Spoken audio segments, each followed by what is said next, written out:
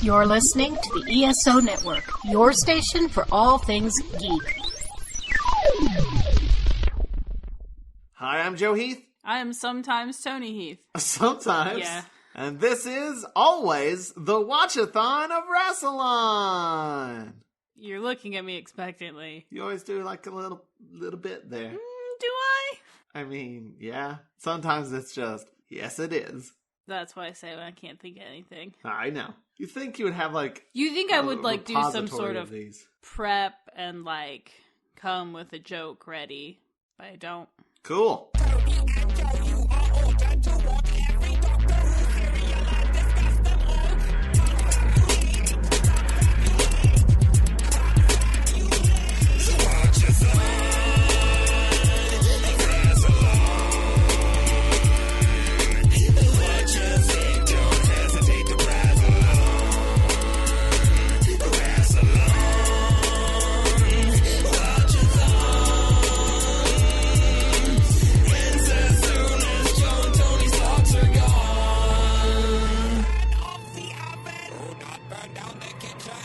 Today we're going to be talking about the 6th and final serial of the 20th season of Doctor Who, The King's Demons, which consists of 2 episodes that aired from March 15th, 1983 to March 16th, 1983, 2 in a row. That's what that is. How do you feel about that? How do I feel about it? Yeah, it aired 1 episode one day and 1 episode the very next day. Why is that a fact that requires me to feel 2-night event. Something about it? It's interesting. Probably. Maybe. Is it? Yeah, those are the Joe facts. Okay. Joe facts! I'm going to give a special shout out to Matt Golden for sponsoring this episode. Hey, thanks, Matt. Golden! You can check him out at MatthewGolden.net. And, what's up? I don't know. Anything going on that we should talk about? Sitting here in our home recording a podcast. What's up with you? This one's going to be a short one. I mean, it's a short serial, but I also don't have a lot to say about it. I think you don't have a lot that you're remembering. That is also true. How long ago did we watch this one? Almost 2 weeks 2 ago. weeks, yeah, at least. I think something. I don't know. Which in it's been a hot 2020 minute. years is a couple months. I think we watched it on like Monday or Tuesday, and then we went to St. Louis, and then we came back. We were going to record it before St. Louis, and then that didn't happen. We were going to record it this weekend, and that didn't happen. We just keep putting it off, and it's like, because we don't have anything to say about it. Yeah. Not really. This is a finale, the second season finale of the 5th Doctor. We're going to be starting his last season very soon. Not the next one, though. The next one's a special. But yeah, this was not intended to be the finale. There was a strike, and things got shuffled around, and things got canceled, and that made this the finale instead of a more proper ending to a season. They were going to do a serial called The Rescue, which was going to have Daleks in it. Because every serial this season's had something from the past. Do you remember what this one is? This one has, oh my god, literally what happens in this? What's the thing that returns for this serial? The Doctor. No. It's a guy. It's the villain. Oh, it's the Master. The Right. Master's in it. I remember to think about the serial. The Master's in it. Yeah, we've had the whole season. We've had Omega, then the Brig. I may be getting these out of order. Omega, the Brig, the Snakes, the Kenda, The snakes. the snakes, Black Guardian, Ugh. and now the Master. And then it was going to be the Daleks, but that got shit canned. So let's talk about it. Let's dive right into episode 1 of The King's Demons, which I have called The King's Demons! Demons! You what? You know that weird AE symbol from I don't. the Diamonds? Do you remember that? I remember it. Diamonds! Why do you have to yell it? The Diamonds. The Demons. I don't know how you pronounce it. Diamonds. It's definitely not just by shouting it. I don't know why I'm sounding like a car shifting gears. I don't know why either. Anyways, the King's Diamonds. It sounds like you're saying the King's Diamonds. No, it's Diamonds. Diamonds! That's what it is. What happens in it? Oh, in the Diamonds? Well, there was the third Doctor and the Master, and there was this giant demon who was defeated by love. Do you remember that? It's good times. The king's demons. Oh, all right. So first off, we start off, and we're gonna party like it's 12:15 because we're in a castle and it's 12:15, and everybody's having a party. Also, your birthday. We're gonna party like it's my birthday because yes, it's March 4th. 12:15, very important historical date, probably. It predates Magna Carta. I just remembered what does happen in this thing. You were gonna Google and see what Magna Carta was about. Here's the thing. We didn't do that shit. The whole time it was driving me crazy because I was like, I learned about the Magna Carta. I memorized information about it in grade school, and this whole serial, I was just like, what was the Magna Carta again? Magna Carta Libertatum is. It means freedom for taters. Great charter of freedoms. It's a royal charter of rights agreed to by King John of England at Runnymede near Windsor on June 15th, 1215. So we're a few months before this. It was to make peace between the unpopular king and a group of rebel barons. It promised the protection of church rights, protection of the barons from illegal imprisonment, a bunch of other shit. Everybody got a cool hat. I think. Everybody I don't know. got a cool hat. There was a lot of riders on this bill. I don't know. What do you know about it? I mean, I have the same Wikipedia page pulled up that you do. There's a bunch of shit, and it was I guess a good thing that, spoilers, the master's going to try to fuck up so that he can rule the world or something. Who knows? Anyway, there are also dogs at this party, and that's important. There's some great big dog boys. I'm not even listening to you because I'm just reading the Wikipedia entry on the Magna Carta. Right, yes. Also, great big shaggy dogs. What kind of dogs were those? They were big gray dogs. Do you remember? Big. They were very big shaggy dogs. I can send you a picture of them. Yeah, send me a picture of the dogs. Because it's important that you remember what these dogs look like. I didn't even notice the dogs in this scene, which is why I did not know what you were talking about. How did you miss the doggos? There's some great big old doggos. I don't know what kind of dogs those are. You know who would know? Chris Cherry. Christine would know. Hold on. I'm going to send Chris a message real quick. Christine Cherry, dog expert. The dogs are not important. I don't know. The dogs are very important. How dare you tell me? I don't know why we're spending so much time on this. They're just in that shot. We'll give you an update if Chris replies to what kind of dogs are these? It's not important. I sent her the same GIF that I sent Toni. Okay.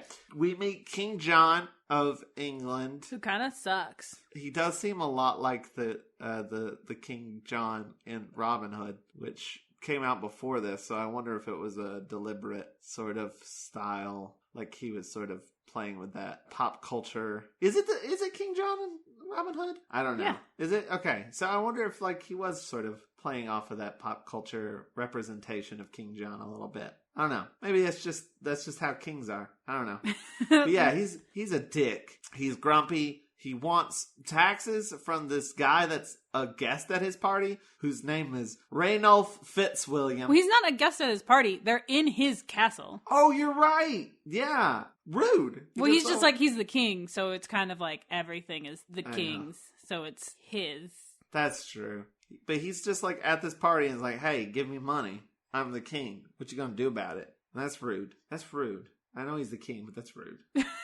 And this Raynolf guy, whose castle this is, says, I already paid. I refuse to pay more. He literally does not have any more. And his son, Hugh, is like... Wait, why did you say it like that? Hugh, I don't know. I'm punch drunk a little bit. I don't know why. His son is like, he's like, I will fight for your honor, Dad, and slaps the king's champion with a glove, which I did not realize at this point that the king's champion was the master. The master. But I realized pretty quickly. I never know until you tell me. So, because he won't pay taxes, his son and the king's champion are going to have a joust. And when he steps out of the tent, that's when I was like, that's the master. Because I could more clearly see his face.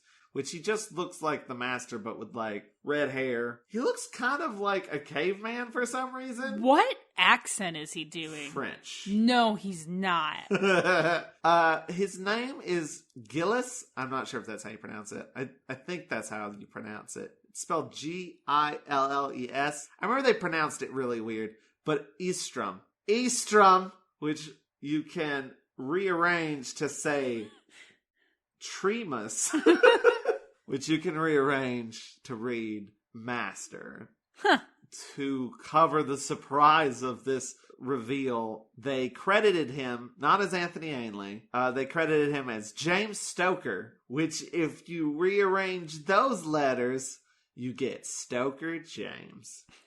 Thanks. No, you get Master's joke. This is the dumbest thing they do. Who doesn't know that this is the Master, first off? I didn't. I did. Also, you reveal that he's the Master by I mean, I guess they put that shit in like, this week on Doctor Who. But that's dumb. Why even credit him? Because then you couldn't come up with a neat anagram. Anyway, they have a joust. Throughout the whole joust, by the way, I was like, which guy is which color? They got big helmets on, and you're like, I don't know who's winning. I wasn't paying close enough attention to know which one was which. I mean, they do the thing where it's like the Master, I think, stays on the left side and the other guy stays on the right side. But I was not paying. They put their helmets on way too fast for me to clock it. But we cut to inside the TARDIS where Tegan has once again changed outfits into this like multicolored floral print thing. It's so good. And then she puts a jacket, like a big, it's not a jacket and it's not a sweater. It looks like a fur coat or something. It's almost more like a poncho. Whatever. It's even more amazing. Like she has this outfit and you're like, that's great. And then she's like, wait, let me put on my jacket. And you're like, holy shit, that's even better. Yeah, it's like a fur poncho. It's not fur. It is. Like it's like brownish furry. No. She gets another one later that's even more furry, but yeah. No. Hang on. I'm pulling up a picture right now because you're wrong. It's like multicolored. I mean, her shirt's multicolored. Her poncho's multicolored. Oh, wait, you're right. But it's still kind of like fuzzy looking. It is fuzzy. There's like patches and It's stuff. the same. Yeah. The jacket is the same color as the shirt. Or the same blocks of color. No, it's different. Like the jacket's like red, yellow, brownish. Brown and green. And the shirt's like green, blue, red, yellow. Yeah, but like brighter colors. Like there's no blue or green on the I guess. The coat thing. But it's just a lot of She gets a fur colors. coat later, and that's probably what you're thinking of. That is what I'm thinking of. You are correct. I'm dumb. This is not a memorable serial. I know, that's what, but this outfit is one of the most important things that happens in this serial. That's more important than the dogs? Yes. If it wasn't for this outfit, then there would be very little point to this serial. I mean, there still is very little point to this serial. So they arrive, they interrupt the joust, and they step out and are mistaken for the king's demons, which the king's just like, oh yeah, those are my demons.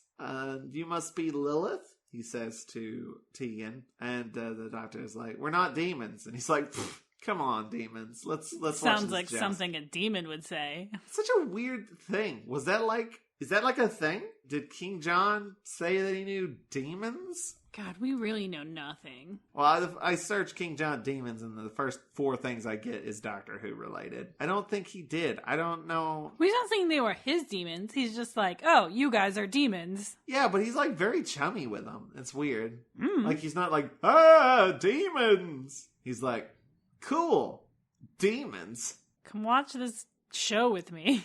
We're gonna hang. So Eastrom knocks Hugh off his horse and almost beheads him, but the doctor stops it because that's what he does. They're actually kind of mad at the doctor for this. Hugh and Raynolf are a little bit like annoyed. Well, Raynolf's not annoyed because his son's been saved, but his son is like, my honor. Christine has responded. Oh, Christine has responded? Good ones. I told you they were good ones. They're good boys. That is true. But like... What kind of dogs are they? But yeah, he's kind of annoyed that his honor has been... He didn't die in battle or whatever. It's not cool. He looks uncool. He looks lame, and now he's very upset about it. But they are taken inside Raynolf's castle and are taken to their quarters. They get separated from Turlo, because Turlo's just like, I'm going to just sort of look out the windows and stuff. I'm just going to sightsee a bit. He gets, pretty much disconnected from the Doctor and Tegan for the whole serial, almost. Nice. And they do not give a shit. I think there's even a point where Tegan's like, hey, what about Turlo? And the Doctor's like, don't worry about that. But yeah, that's when they go to the bedroom and Tegan takes, because she's freezing. Here's the crazy thing. She's freezing in this serial. She's the only one, and she's got this big, like, that poncho that she's wearing is fluffy. And then she has Looks like she's wearing a carpet. And then she puts like this big fur thing over that. And it's like, how can you be that cold? And no one else is anywhere near that cold. Is she okay? No, she's got hypothermia. Why is she so cold? I mean, she looks very cute, like, bundled up. She looks like she's... the doctor gets bundled up a little bit, too, so, later. But he doesn't complain about being cold. Nor does Turlo. Turlo looks like Mr. Burns. Like a young Mr. Burns. Like, always or in this serial? Specifically in the serial, like, when they arrive, he's like... He is kind of like doing this thing with his hands. So he's hunching it over a little bit, and he looks... Is supposed to be cold there. Yeah, but I wasn't fully getting that. I was getting Mr. Burns. I just kept expecting him to go, excellent. For the amount of coats that she's wearing, it has to be freezing there. It's a 2-coat kind of weather. Yeah. And she's very tired and doesn't want to do an adventure. No, she's not for it. And it's at this point that the doctor thinks that the signing of the Magna... I don't know if he knows that it's being fucked with, but he... Knows that it's soon. He mentions, oh, hey, it's March 4th and Magna Carta's happening. Why is King John... I don't think King John should be here. Yeah, King John's not supposed to be here. He should be... in London. Yes. Doing Magna all Carta that stuff shit. We all know about that he did historically with the fox and the bear. And turning everyone into furries. Yeah, that whole thing. Yeah. It's been a long time since I've seen that movie. Killer theme song at the beginning, though. Do do do do do do do do do do do do do. You know that one? It's great. Yeah. It's a good song. Love that thing. It gets stuck in my head all the time. Anyway, this thing. My next note says, Ranulph's wife, Isabella, is working on a thing. Every time they do one of these medieval things, there's always some, like, fancy-ass, medieval, woman with, like, the big dress, and she's sitting and, like, doing, like, a fucking seamstress thing. Was she had a loom? Yeah, she had a loom, and she was, like, doing something with it. It's been in, like... Looming. Every medieval thing. How popular? Was that just, like, super popular? I mean, the thing is, the BBC has, like, one loom, and it's like, whoa, we're doing a medieval thing. Gotta use the loom. I want to say that, like, doing a loom was like looking at your phone in medieval times, you know? Honestly, probably. What else you gonna do? Freeze to death? Wear 8 coats at once? Get some type of disease they don't have cures for yet? No, that's today. You're confused. Oh, right. Damn. But Eastrom comes and takes her away, takes her prisoner, and I think Ranulph, too. I could be wrong, and he's going to take him to the dungeon. The dungeon in their own castle, or are they in the king's castle now? No, their own castle. It's their castle. Well, that's rude. No, he just takes his wife. He doesn't take Ranulph yet. Because I'm remembering stuff. Turlo has also wandered off and also gets taken to the dungeon. Why? Because he looks like Mr. Burns. But, like, the doctor and Tegan are just hanging out. Turlo gets taken to the dungeon because... he was creeping around a castle. Just don't like the way he looks. All right. Like, I mean, he wasn't with the doctor and Tegan. He sort of, like, wandered off by himself, so... he just looks suspicious. Now we have an update from Christine. Maybe Irish wolfhounds. So, those good dogs are maybe Irish wolfhounds. From dog expert, Christine Cherry. Oh, it could be English setter mixes. She's not as much of an expert as we thought. She's waffling. So, Turlo is taken into the dungeon where we see the Iron Maiden, which is just like this big casket. It's got boobs. Why does it have boobs? You gotta know that it's a maiden. It's gotta be gendered. And then they open it up. The guy who has taken Turlo says, "Fill her!" Which is disgusting. Just bad phrasing. I'm furious right now, by the way. Why? Because I googled Iron Maiden. Yeah. And did you get a bunch of stuff about the band Iron Maiden? Sure did. How do you even search like Iron Maiden? The thing. Not the band. Iron Maiden device. Iron Maiden torture. Every picture I see is open. I just want to see if there's a historical example with big tits on the front. You know, they kind of look Dalek-ish. I'm not seeing any with boobs. That is a choice made by the Doctor Who team and no one else. I think you may be right. That's a choice made probably, honestly, by the Master. You know what? You're right, because, well, Eastrom comes in and saves Turlough. He is like, don't put him in the Iron Maiden. Just hang him up over there. We'll deal with him later. But, you know, in his ridiculous French accent. And the reason why he does that, we will learn at the end of this episode. But the reason is, it's because it's not an Iron Maiden. It's his TARDIS. It's a TARDIS. Which is a pretty good TARDIS. I'm really glad that the Master has a TARDIS that, like, has a working chameleon circuit, because that is an interesting idea. And it never gets explored? Yeah, well, not never. I mean, it does when the Master shows up, usually. And they're always like, oh, yeah, that's really cool. I forgot that that's, like, a thing that it can, like, that it can do. It lets you kind of think about, like, well, if I had a TARDIS, what would it be? I mean, I've always said if I rebooted this show, I would fix the chameleon circuit. I would have it change every episode. I would make nerds everywhere so angry. You would make people lose their shit. But it's iconic. Nope. The thing is, my answer probably used to be a diner. And now that's, like... That's been done. Been used, so... I think mine would be a phone booth, but not this one. The Bill and Ted phone booth. Yeah. With a little red antenna thing on the top. Is yours just not bigger on the inside either? No, it still is. But it still is like you can see through it on the outside. That makes me want to throw up. What does that mean? I don't know.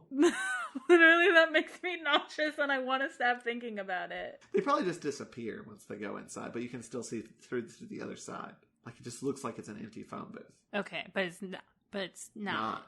No. Just imagine if you opened the door, like, you just saw, like, an empty phone booth. Yeah. But you opened the door, and you saw, like, a room in there. You know what I'm saying? Yeah. Through the glass bits, it would still just look like an empty phone booth. But, like, when you open the door, you would see. Yeah. You know? I hate it. Cool. Okay. I believe Eastrom, or the Master, also says we need to get that blue engine. I like them calling it the blue engine. Did they have engines in 1215? No. So, is that a clue or a fuck up? I don't know either. But he does call it a blue engine. Raynolf rushes into where the Doctor and Tegan are and is just like accusing them of being demons and doing something to the king. What did you do to the king? He's a dick now. Why'd you do it? The Doctor's like, whoa, it's not us. Tell me a little bit about the king and Eastrom and tell me what's up. Fill me in and I'll try to figure out what's going on. And Ranulph says that his cousin was summoned to London suspiciously. This cousin will eventually come back and be like, what the fuck? The king's here? I just left the king in London like 4 hours ago. So that's weird. But that doesn't happen yet. But that's being set up now. So all this stuff makes the Doctor think that the king is not the king. Because the king is probably in London. And something's going on. Eastrom does indeed take the TARDIS. He puts it on a horse cart. And I don't know why I always love seeing the like TARDIS lugged around somewhere. I don't know why. Just like moved on a horse cart, or like in Marco Polo, they're lugging it around on a horse cart. Yeah, I think so. Yeah. I don't know. It's just nice. The TARDIS is locked and can't be moved except for on a horse cart. Is that a New Who thing? I don't think they've done that in Classic Who at all, have they? No, in Classic Who, they pick it up and move it around like a football. They put it in a fucking airplane once. Yeah. Is it locked in New Who? I don't know. I feel like there's something about, like, you can't just move the TARDIS. Yeah. That would be an insane design flaw. He probably figured it out eventually. I don't know. So yeah, cousin Geoffrey arrives and tells Eastrom the king's in England. And then Eastrom says, no he isn't. Arrest this guy. He's a liar. So they arrest him. Meanwhile, the Doctor and Nyssa are just eating at the king's table. They're just hanging out, trying to figure out what's going on. The way the cereal ends is stupid. So the king gets a lute and does a whole fucking song. A whole song. It's really cool. It's a good song. It's fun. I like it. You a big fan of the lute? I'm a big fan of the lute. I didn't realize it was a guitar. I'm not gonna lie. I thought it was like a flute. I thought it was a smaller flute. How is a lute not a small flute? Little flute. Because you took the F off, so it's smaller. You got flute, and then you got lute. And then you got the even smaller oot. But he does this whole song. I don't remember any of the lyrics. There's something about putting the whole world to the sword. Like, it's a very aggressive song. Like, we sing a song for war and all that stuff. And the Doctor and Tegan look very uncomfortable about it. And then after the song, everyone claps, and Eastrom's like, I've got more entertainment. Let's put Ranulph's cousin, Jeffrey, who's a liar, into the Iron Maiden. And the Doctor is like, no! And the King's like, how dare you interrupt this? And he's like, actually, I think we should boil him with oil instead? That's the proper punishment? Yeah, why not? And then everyone's like, we haven't done that in like a decade. But alright. And he's like, actually, wait. No, sorry. I'm sorry. I was just shocked. I was just shocked that this asshole, Eastrom, would have the poor taste to follow up your entertainment with his own. Like, you don't follow the King. That's a showstopper.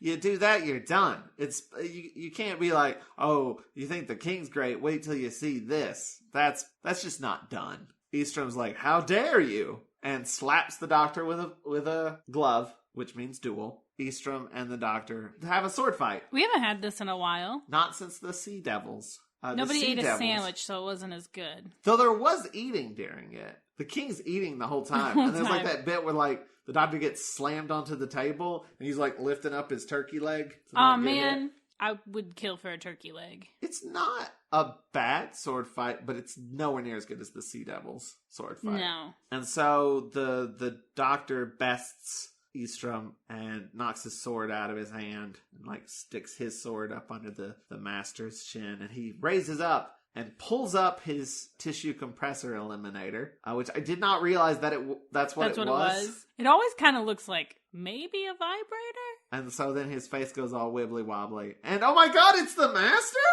What? He looks exactly the same? But at least now he can stop doing that terrible accent. Oh, thank God. That's the end of episode 1. And we are now to episode 2, the last episode of the season, which I have called Sir Who. Okay.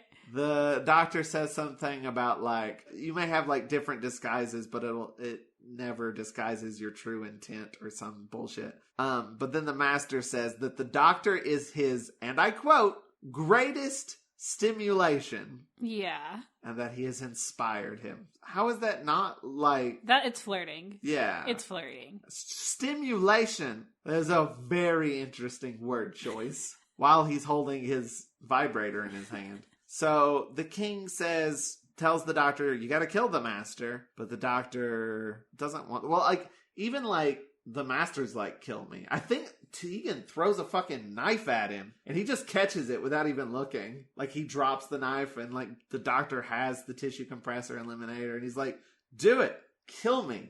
I know you won't. You've got morals. The Doctor doesn't do it. He's like, it's enough that I've beaten him. And the King's like, no, it fucking isn't. Put that... Murder. So they're gonna put the Master into the Iron Maiden. But the Doctor doesn't want that either. And he's like, no. But, my boyfriend. He's like, it's either him or cousin Jeffrey. One of the two of them is going into the Iron Maiden. He's like, all right, fine, put the Master in. Because Jeffrey's innocent. So they put the Master in the Iron Maiden. He screams. But then screams a lot. He's like, no, have mercy, please. But once he's inside of it, it does the...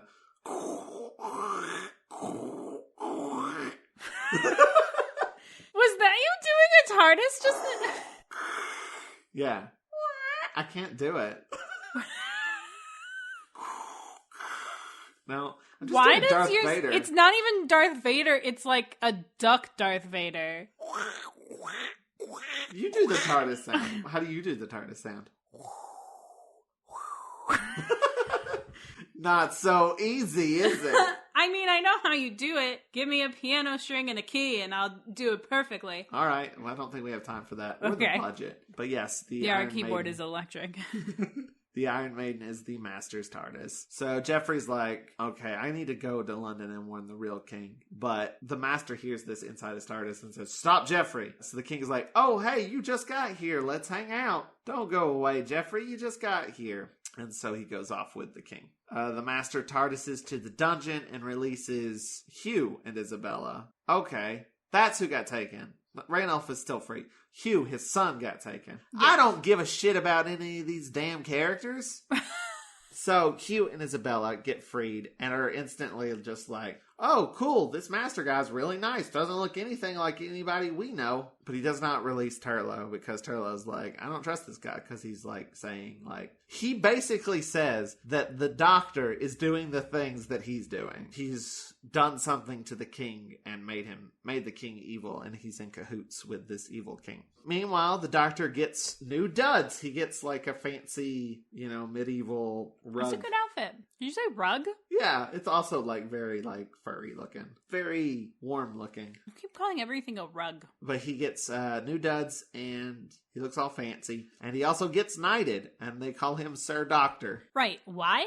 Because he's the new champion. Oh, because he defeated the champion. The old champion. Who was Eastrom. So now he's the new champion. The Doctor's first thing he does as champion is arrest Jeffrey and says, we're going to take him to the dungeon. Jeffrey was like, you just said you were a friend. You fucking liar. And, but once they get to the dungeon, the Doctor's like, don't worry, I'm a good guy. Releases Turlo, releases Jeffrey. 'Twas a ruse to get to the Iron Maiden, because they figures that's where the TARDIS went. He sort of fills everyone in on the Master and his Magna Carta plan. And then they're also like, we need to get Jeffrey to London, and we'll have to get the TARDIS for that. Because he's like, it'll take me like 4 hours to get to London or whatever. And he's like, no, I've got a quicker way to do it. We just got to get to my TARDIS. But before they leave to get to the TARDIS, I didn't realize what was happening here, but the Doctor turns on the tissue compressor. Yeah, and puts it inside of the Master's TARDIS.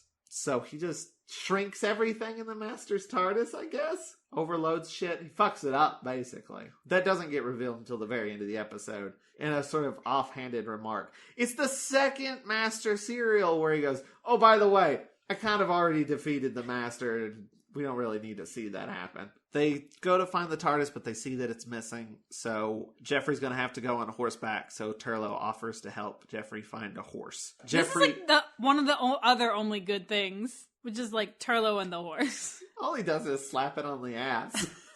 And then the horse rides out with Jeffrey on it. And he immediately gets shot with a crossbow. And they arrest Turlo for it. Turlo was out of the dungeon long enough to do a thing. And poorly at that. The Doctor asks to be taken to the king, but gets taken by guards instead because the Master's taken over. He's no longer in favor. They're taken into like the main room with the Master or Ranulph and all that stuff. The Master's not there actually. They're taken into there and like, I don't know, they're like, we need to get into your TARDIS. And Tegan is like, no, I have to go in alone because there's demon traps. If you open it, more demons will come out. And then she just gets in the TARDIS and TARDIS is away. And everyone's like, whoa, shit, it disappeared. Even though that's happened twice now. Like, they saw it appear. They saw the Master's TARDIS disappear. They shouldn't be so surprised at things disappearing. I mean, I don't know. How many times would it take you to get acclimated to shit just randomly appearing and disappearing? After 2 times. Okay. The Doctor uses this distraction to run away and change back into his cricket outfit. Like, he specifically is, like, taking off the big furry thing and putting on his own coat. Just because you gotta retain the image, you know? He's gotta stay on brand. So he's running away and he hears something. He hears the song from the first episode, the thing on the lute. And he goes into a room to see the king playing the lute and singing his song. But he doesn't look like the king anymore. He looks like a friend, a robot friend. Like fucking like creepy ass robot. Its mouth moves. Its mouth does, and its eyes kind of blink. He's in that uncanny valley too. Oh, for sure. Like, I know it's an actual like robot. I mean, it's I guess a puppet or whatever. It's not like a real person. Yeah. But it looks like a real person. Like, part of me is like, I don't know why they didn't just do like a person. like a costume or something, because it's fucking creepy. It looks so human, but isn't, and Nice. That is the sweet spot. Apparently, the person who operated it and made it died after this cereal, and no one knew how to use it after this one. I've read a post, that I think was a joke, but that was just like, they just found it, actually. Like, they just found it and no one knew where it came from. That's why it was so cursed. That's actually kind of the story. In the story is that the master found... his name is Chameleon. His name's Chameleon and I love him. Chameleon with a K. It's spelled Came Lion. But he found him on Zarathos. So you remember in that boring time flight? No. There was those aliens that he fucked over, and then the doctor sent him to their planet, and we didn't really actually see any of that. The doctor just told us about it. That's where he was sent to, and that's where he found Chameleon, who was designed to be a weapon, because he's a shapeshifter. And he used Chameleon to escape somehow. He's just going to use Chameleon to sort of take over governments around the universe and rule, basically, right? Yeah, it's standard master shit. And he is controlled psychically. The master can control Chameleon psychically. So the master and the doctor proceed to take turns turning him into each other. Which is also flirting. That's true. I think the master turns him into the doctor, and the doctor turns him into the master. And then once he turns him into the master, Chameleon goes, "Quite masterly." Dumb. Then they just, talk for way too long. They just flirt. They discuss his Magna Carta plan and just you'll never win. Oh, you'll never win. And it goes on for way too long while there's a robot sitting between them, just slowly turning his creepy ass head. Oh, that is a thing too, it rotates. It doesn't turn left and right. It just rotates. Clockwise and counterclockwise. You've gotta move the puppet so that it still seems alive, but also, it's not responding or reacting to anything. It's just twitching there in the middle. Ugh, I don't like it. So meanwhile, Turlo has been brought in to the Rainolf and all that, and everyone thinks that he shot Jeffrey. Jeffrey dies and says a couple of weird Dr. London King, and then dies, which is not fucking helpful. We already had all that information. Turlo's "Hey, clear my name," and then he's "Nah, peace out," and dies. So Rainolf and Hugh come in to say that Jeffrey's died or whatever. They come in after he turns back into the king, and he's "Go get the boiling oils for the doctor. We've caught the doctor." And they're "Cool, we hate the doctor." So they run off to get the oils, and then the doctor and the master proceed to have a mind fight. Which is just the camera cuts back and forth between their profile faces. More and more quickly. And then Chameleon, he looks like the king right now, starts to weirdly glow. That's when Rainolf comes in. They're "We've got the boiling oils. What the fuck is going on?" And the master is still trying to keep his concentration. He's "The doctor! Kill!" And he's all right. So he gets his sword and he's going to go stab the doctor. And then the TARDIS appears. Because this whole time, Tegan's just been trying to figure out how to get the TARDIS back. It just keeps cutting to her, bashing on controls. And the fuck? There's this great shot where it just, you hear beeping and then she looks up confused and it just zooms in on her face and she just goes, "What now?" Which is a very relatable feel. So the TARDIS appears and... that's when Chameleon turns into Tegan.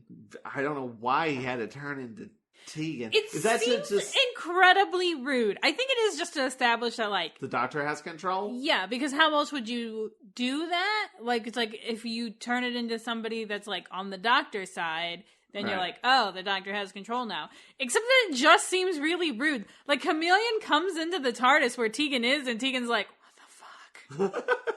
And the doctor's "Oh, that's just Chameleon." And Tegan's "Okay, why?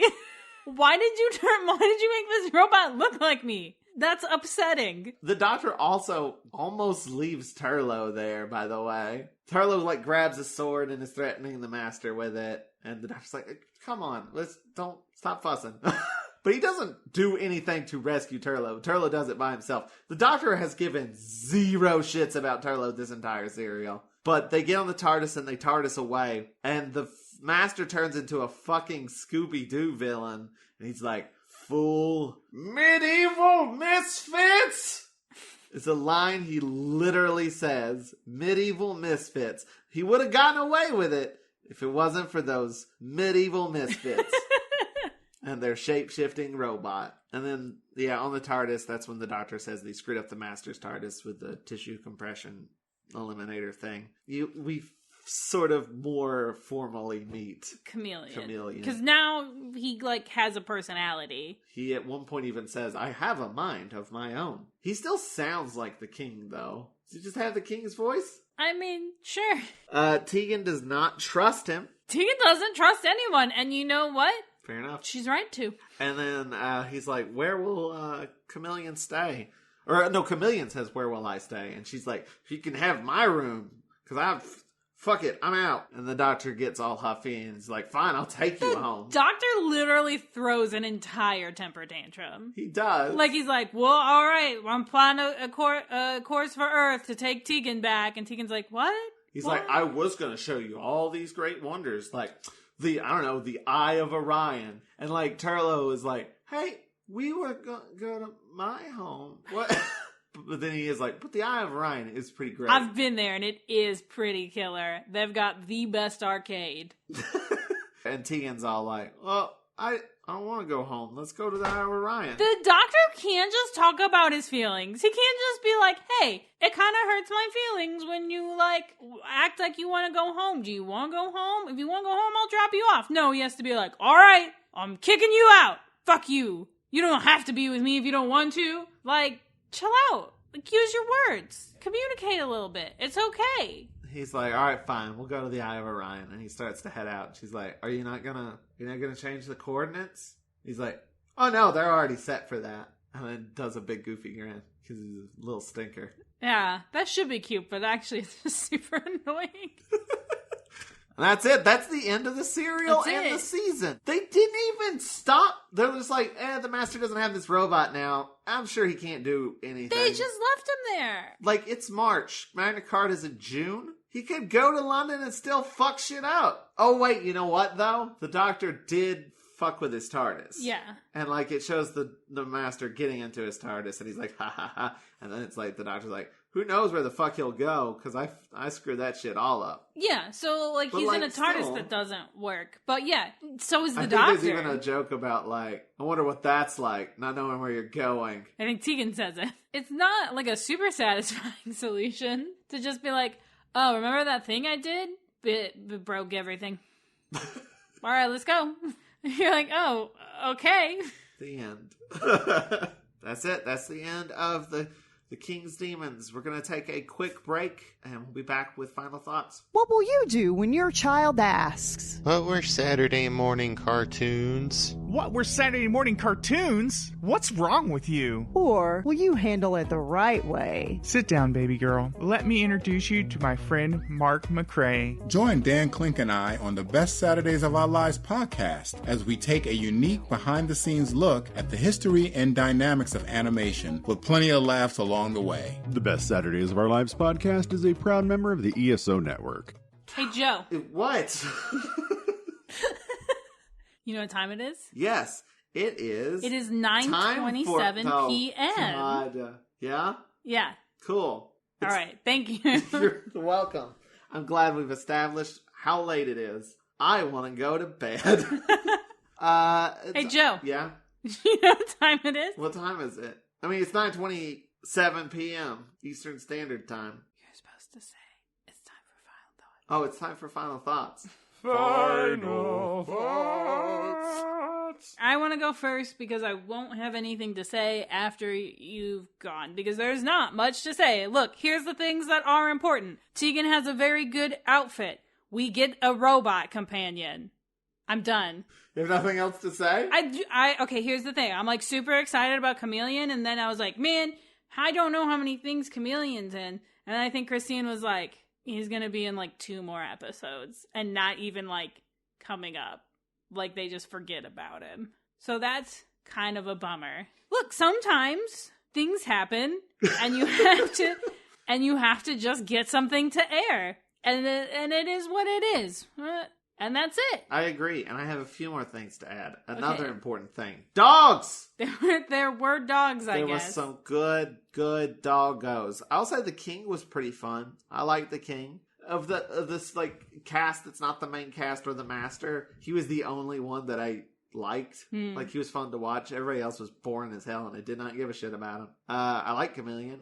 I think he's creepy, but I like the idea. They had like a little bit of time to kind of establish his character, you know, because he was the king up until that, and then like at the end he's like, I'm Chameleon and I'm a companion. But like, it's enough time for you to be like, that guy could have been really fun.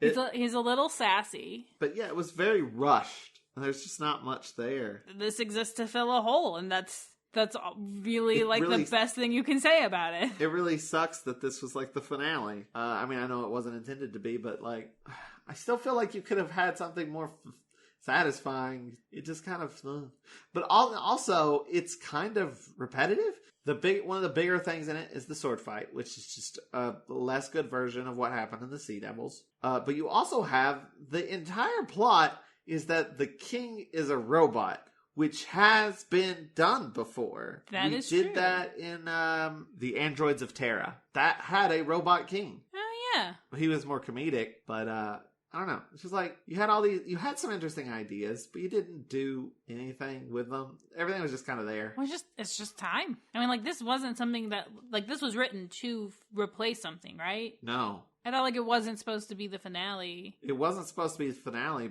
There was supposed to be an additional serial after this one. Oh. It wasn't written to replace anything. Oh. This was always intended. Yeah, it wasn't a replacement. There was going to be an additional serial that got canceled. Yeah, okay. Well, then that's a shame then, because it's not like there are uninteresting things here. It's a filler serial. It's just not fulfilling. It's just not good. And like everything that's done on it has been done better before. We've had medieval episodes that have been way more fun than this. But it had a killer lute song. That's true. And I learned what a lute was. And Magna Carta. I still don't know what Magna Carta is. I think that's it. That's all I got. That's all I got. Anything we need to plug? Please keep watching The Unseen World. See Unseen World everywhere on social media. Follow us on social media. Please follow us on Facebook. See Unseen World on Facebook. Give us a like. Follow me on Twitter at Forward Power, FWDPWR. I tweet there. I'm trying really hard to get more Twitter followers. I'm trying to use Twitter more, but like, it's been a mistake. I've been like, I need to use Twitter more because I need to have like a web presence. But then I just kind of am like getting like sucked into this black hole that is Twitter, and it's bad. But you should follow me there. We have like something that's not ready to be talked about yet, but is exciting. So just have a vague sense of excitedness and like keep that in the back of your mind. I should have a new sketch out, I believe. I hope that it happened.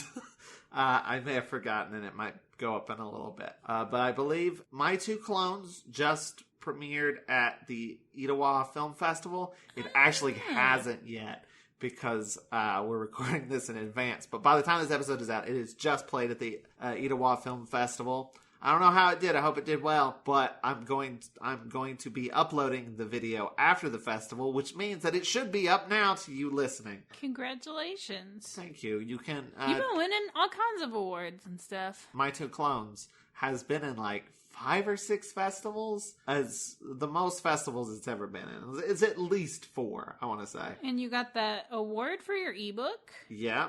Road Trippy was a finalist for the Page Turner ebook awards. There's still a possibility that it'll win. They haven't released the winners yet, but it is a finalist. All that's very cool. But yeah, My Two Clones you can find on mintypineapple.com or youtube.com/Aloha Joe, because someone else has Minty Pineapple on YouTube. But I'm very proud of that short. It's very funny. It's very me. had messed up. Yeah, I will say it's a little It's a little weird. It's a little weird. Again, that's on minipineapple.com. You can also find Road Trippy, the book. I believe there's a link to it on minipineapple.com, and also it's on Amazon. You can buy it. It's $6.66 for the ebook.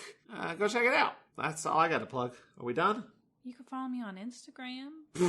It's the same handle as Twitter. No one listens to plugs anyway. I've been skating more. You can look up my skating stuff at Magic Thighs. Spelled MAJIKTHISE. I'm going to try and do a skate every day. Well, every-ish day. You should post that video where you fell on your ass. I might. I fell hard. Yeah, she showed it to me, and I was very concerned for her well-being. I showed it to Joe, like, hey, look at this really funny video I accidentally recorded. And he went, oh. It's hilarious because, like, she falls. Then there's another video immediately afterwards where she's putting on her helmet and her wrist guards that she wasn't wearing in the video where she fell. Nope. And my left wrist suffered for it. I'm fine. I was practicing 180s, and I forgot how to distribute. I was looking at my skates, and that's what's going to happen. You're going to go where you look, and if you're looking at the floor, that's where you'll end up. Everybody go follow Toni on Twitter at FWDPWR and tell her to practice safe skating. I'm usually very good about wearing my gear, I promise. If you want to follow me, by the way, I'm just Minty Pineapple everywhere. Facebook, Twitter, Instagram, etc. I don't think I have any other handles anywhere else except for YouTube, which is Aloha Joe. Which is crazy, because that's where you post your videos. Yep, it's not ideal. But if you like this episode of the podcast, you can check out more on watchyourrassilon.com. And if you'd like to help us out, you can become a Patreon patron at patreon.com/watchathon. Or you can find our Amazon wish list at watchyourrassilon.com/support. And you can sponsor an episode of the podcast by purchasing a DVD or Blu-ray for us. We'll mention you on the podcast and put your name on our Friends of Rassilon page. Speaking of, special thanks again to Matt Golden for sponsoring this episode. Hey, thanks, Matt. Golden! You can check him out at MatthewGolden.net. And I also want to give a special shout out to Vincent E.L. for providing us with our amazing theme song. Thanks, Vince. You can check out more of their music at soundcloud.com/VincentEL or VincentEL.bandcamp.com. I don't know who provided the theme song for Robin Hood, the Disney animated film, but it's real good. You gotta stop that. We do not have the rights to that. I mean, it's a cover. It's fine. It's parody.